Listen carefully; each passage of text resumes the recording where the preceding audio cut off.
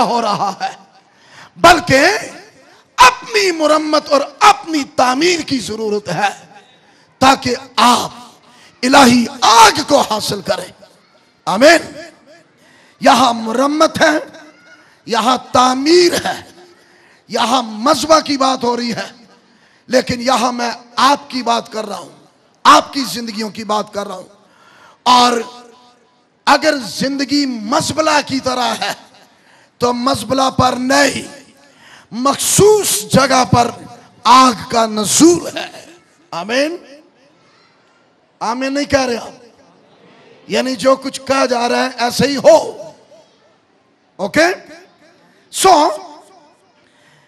जरूरत इस बात की है खानदानों की तामीर हो, स्पिरिचुअली, रूहानी, आपके बच्चों की रूहानी एतबार से तामीर हो, आपकी जिंदगियों की तामीर हो, तब आग नाजिल होती है और आपका इसमें तहफ़्फ़ुज़ है, आपका इसमें जलाल और इसमें आपका रोब है।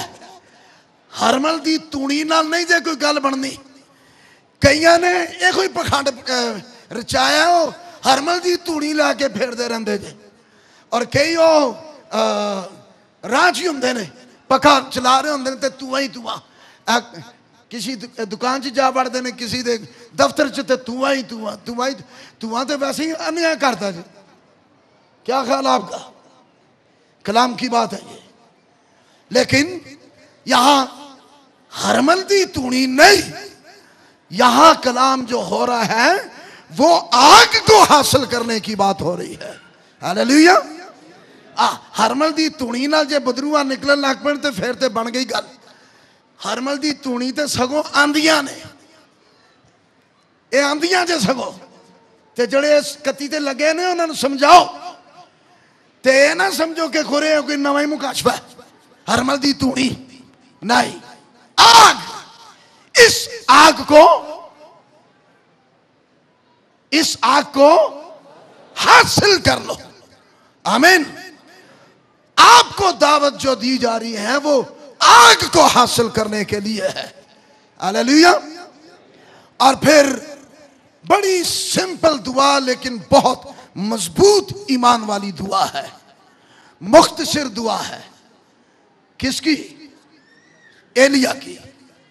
अभी तक आग नाज़िल नहीं हुई, अभी ये काम जो किए जा रहे हैं इनको करना है, और इन सारे कामों को करने के बाद फिर ईमान की गुफ्तगू है, बेईमानी की गुफ्तगू नहीं है। खोरे जड़े आंदे ने चलो चलने खोरे साढ़े ते रहम हो ही जाए।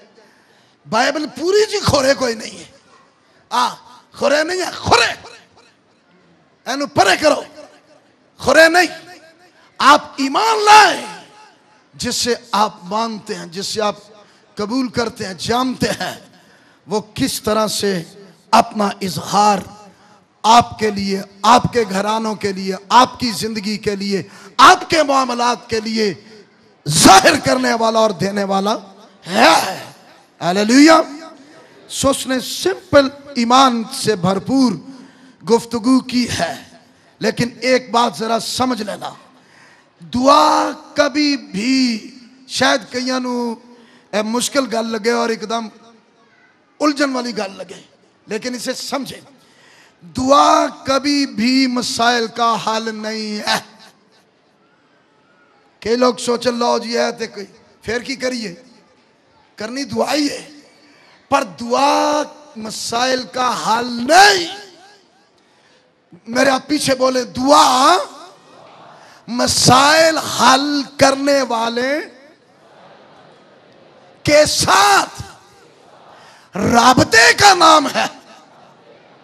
आप दुआएं करते रहें लेकिन ईमान नहीं है कि जिससे हम गुफ्तगू कर रहे हैं वो क्या है। वो कह रहा है इब्राहिम, इसहाक और याकूब के खुदा। हालेलुया। सो ऐसी दुआ जिसमें ईमान है, और ईमान की दुआ हकीकतन कलाम की दुआ है। ईमान की दुआ क्या है? कलाम की दुआ है। सो एलिया जो कह रहा है वो कलाम इस्तेमाल कर रहा है। कलाम इस्तेमाल कीजिए अपने लिए, अपने मामलात के लिए, अपने घराने के लिए, तो फिर देखें किस तरह से खुदा की हजूरी, उसका जलाल आग की सूरत में जाहिर होता है और इस तरह से जोर से आग जाहिर होगी और सब कुछ भस्म करती और सारी कुर्बानी को वो कबूल कर लेती है। ते तुझे उंजी मर मर हलाक हो गए ने, अपने आप ਨੂੰ ਜ਼ਖਮੀ कर करके कख नहीं लबा।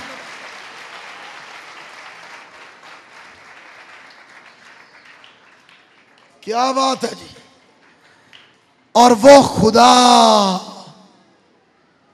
खुदा जो आग से जवाब दे, वही खुदा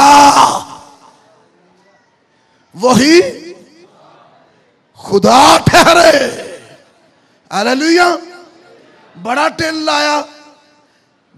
लाया अखीब उन्होंने झूठे नबिया ने, लेकिन कितने आग के साथ जवाब देने वाला, आग की अलामत के साथ जाहिर होने वाला सिर्फ एक ही है। हालेलुया।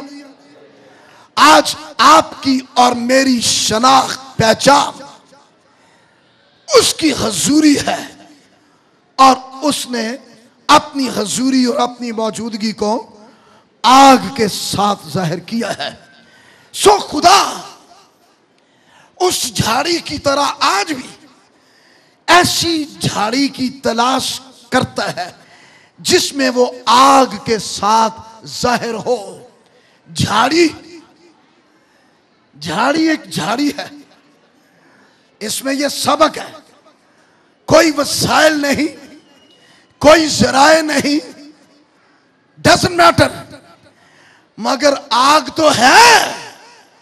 आज लोगों के पास वसाइल और जराए हो, पर अगर आग नहीं, खुदा की हजूरी नहीं, उसका जलाल नहीं, तो कुछ भी नहीं।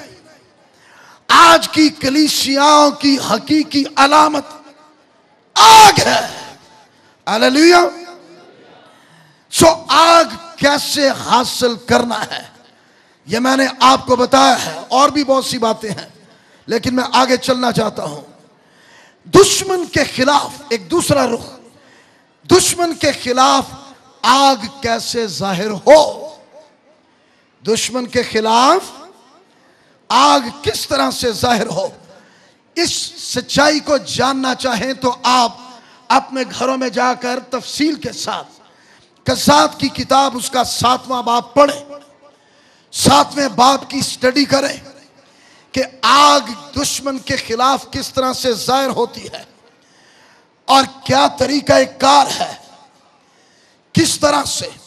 7वां बाब 16वीं आयत और 20वीं आयत, और अगर आप पूरा बाब पढ़ लें तो आपको पता लग जाएगा किस तरह से कौम बनी इसराइल का इस वक्त जो कायद था, लीडर था, वो जदाऊन था जिसे खुदा ने चुना।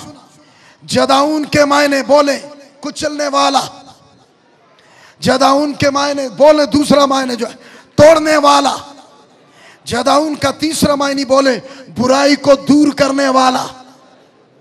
पर ये कैसे होगा? उसने कुछ मखसूस लोगों को अपने साथ लिया है, 300 की गिनती थी, वो उनको साथ लिया और उन्हें बताया कि किस तरह से हम मदियानियों के लश्कर के पास जाएंगे। ये मदियानी वो लश्कर है